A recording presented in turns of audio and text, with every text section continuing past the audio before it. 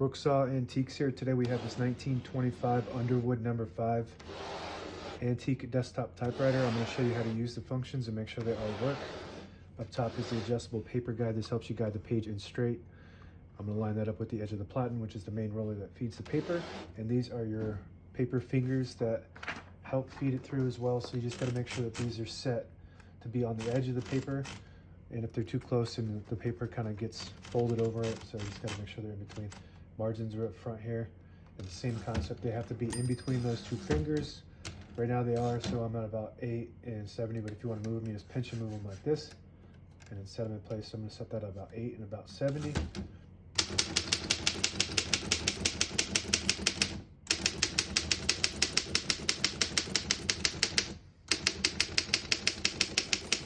Once you hear the bell, you're at the end of the margin. You have this line space, get you back to the beginning, and it skips 1, 2, or 3. Right now we have it on single. But if you want double, you flip the switch forward, it skips 2, 1 more, it skips 3. That works good. We're going to keep that on single and finish typing.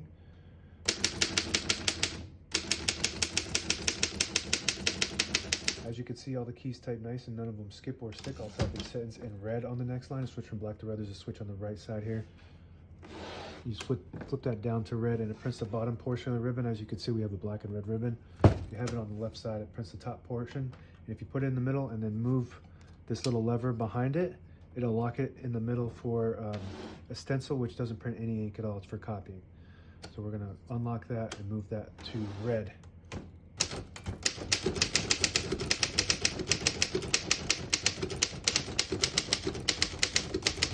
Unbelievable how good this types for being 100 years old.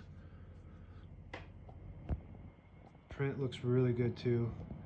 Absolutely beautiful and reliable typewriter. This model dominated the market for decades. It still dominates the market to today. These are probably the most popular models that I sell out of all the typewriters that I sell, which I've been doing now for 6 years. Pretty much do every model that isn't electric. So it's saying a lot with these Underwoods. They're just super nice and reliable and ultimate classic typewriters. To pull the page out easy, there's a switch on the right side here. You flip that down, it unlocks the rollers underneath the platen, allowing you to pull the page out easy or load thicker paper like carbon copy or cardstock. Make sure you flip that up before you load the next page, or else it won't load correctly. Got a shift on each side and a shift lock on the right. To clear that, just hit that opposite shift button. And up top on the left is backspace. Very good. Tab on the top right. Tabs are set manually on the back side. You just move them down from these teeth, and you can put them anywhere you want on this. And here's a scale to tell you exactly where you're going to stop. So I'm setting this at about 45, 35, 25. You just lock them in on these teeth at about 5. So when you hit the tab button from the, I'll show you from the, it stops at each one of those. And if you don't need to use one, you can just push it down and move it all the way to the end. It won't use it.